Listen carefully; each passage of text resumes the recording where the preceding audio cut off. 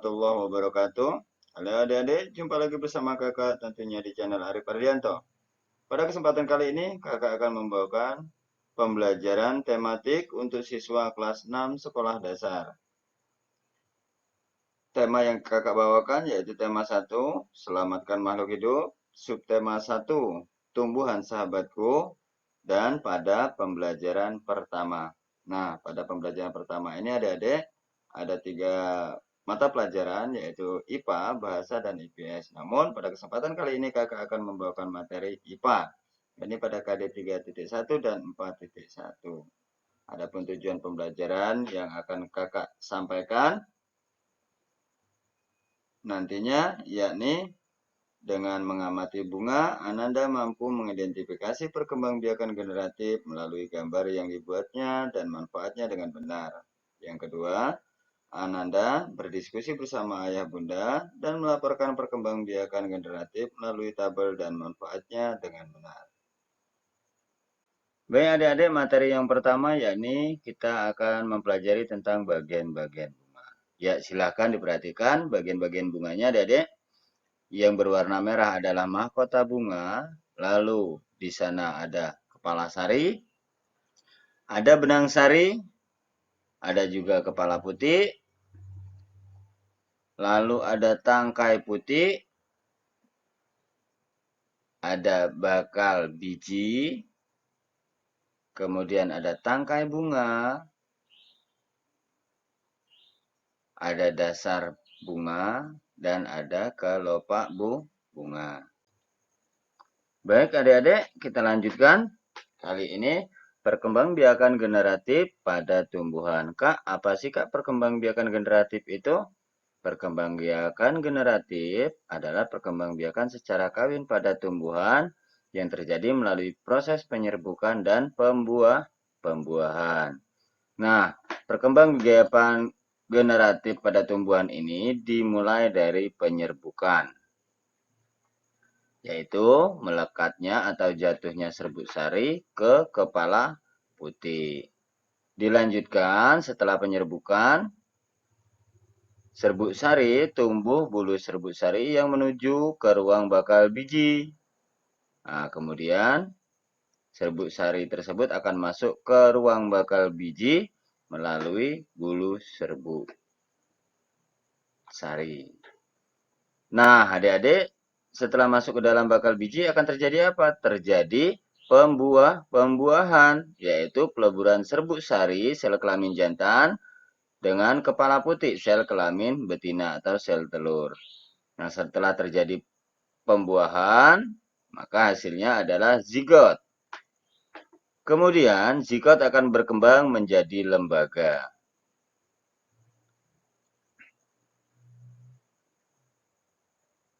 Nah, lembaga ini nantinya akan berkembang menjadi bakal biji, adik-adik.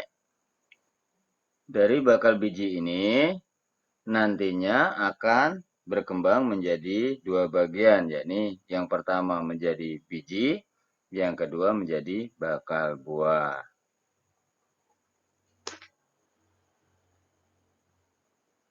Nah, mohon maaf, ini ada sedikit kesalahan. Seharusnya biji itu dari bakal biji, bukan dari bakal buah. Sedangkan bakal buah sendiri nantinya akan menjadi daging buah. Nah, lembaga yang berada di dalam biji ini merupakan calon tumbuhan baru. Nah, inilah proses atau daur dari perkembangbiakan pada tumbuhan.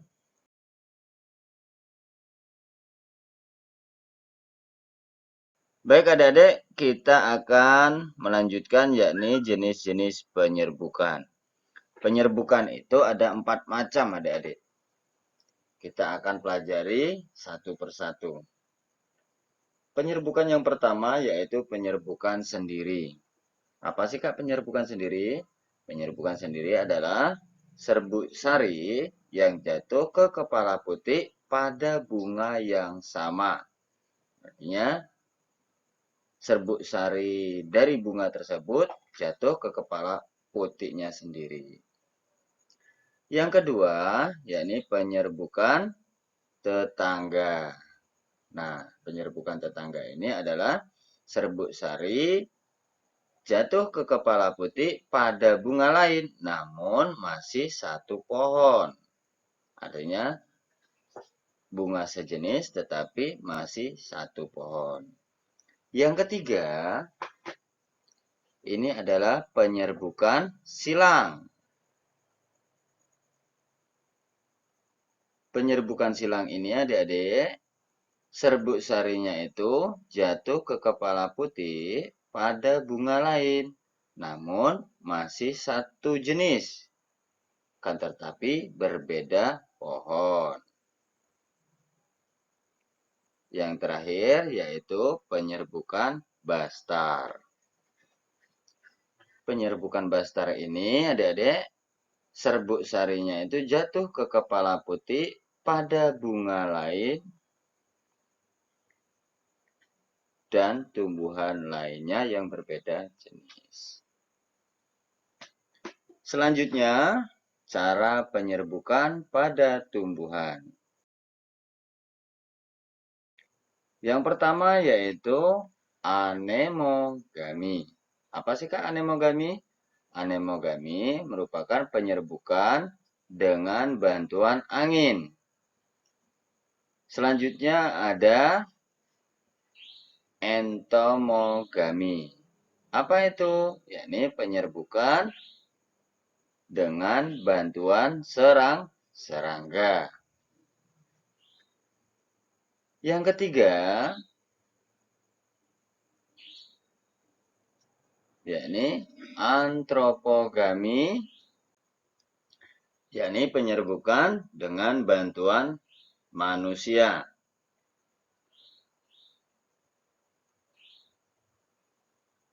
Yang terakhir adik-adik, apa kira-kira? Yakni hidrogami. Hidrogami ini penyerbukan pada tumbuhan yang dibantu oleh air. Nah, adik-adik, sekarang kita ke manfaat dari perkembangbiakan generatif pada tumbuhan. Kira-kira apa saja sih, Kak? Baik. Yang pertama, tumbuhan tersebut umurnya lebih lama. Yang kedua, akarnya ini lebih kuat. Yang ketiga, karena ini ada uang, gambar uang ya adik-adik, maka cara perkembangbiakannya pun relatif lebih murah. Nah, yang terakhir adik-adik akan menghasilkan varietas baru melalui perkawinan silang.